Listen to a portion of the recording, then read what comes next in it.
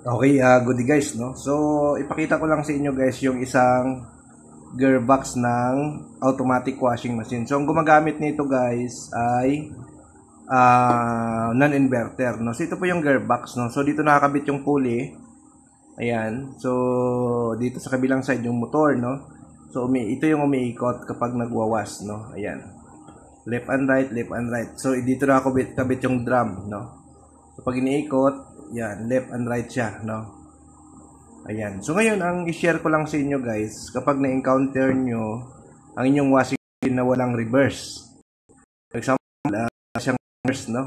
Mayroon siyang isang side lang, pero wala siyang reverse, no? So, minsan, guys, ang naging problema niyan, dito yung clutch niya. Ito kasi, guys, ito yung parts na hinahatak ng preno, no? Ito yon. Ito yung clutch kung tawagin, no?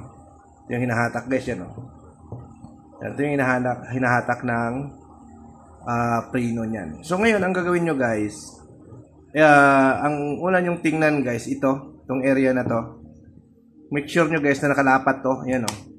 Iba kasi guys nakaangat to. Yan. So dapat nakalapat yan siya dito sa gear.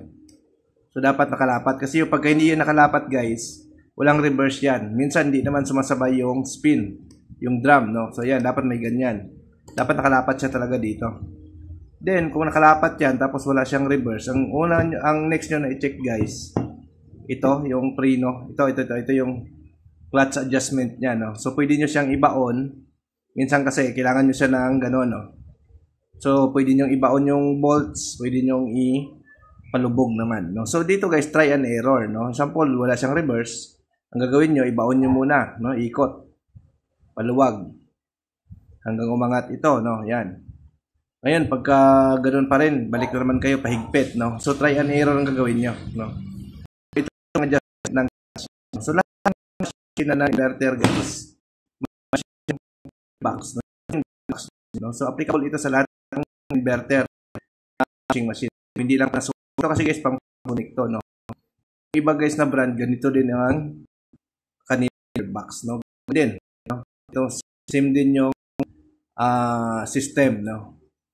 So, ang kailangan nyo lang i-adjust ito, no? So, yun nga, ulitin ko, dapat itong gear nyo to, nakasayad. Minsan, pag umangat kasi ito guys, walang reverse yan. Pag nakaangat to, ito yung area na to, yan, no? Example, nakaangat siya, walang reverse yan, hindi ikot. So, dapat nakalapat siya dyan dito. Nakalapat, no? Tapos, ito yung adjustment na next, na kailangan nyo i-check, yung bolts, no? Luwagan, higpitan, no? Ayan. So, pag yan, reverse yan. Pang chicken na encounter nyo yung ganong problema. No? Okay? Thank you. Bye-bye.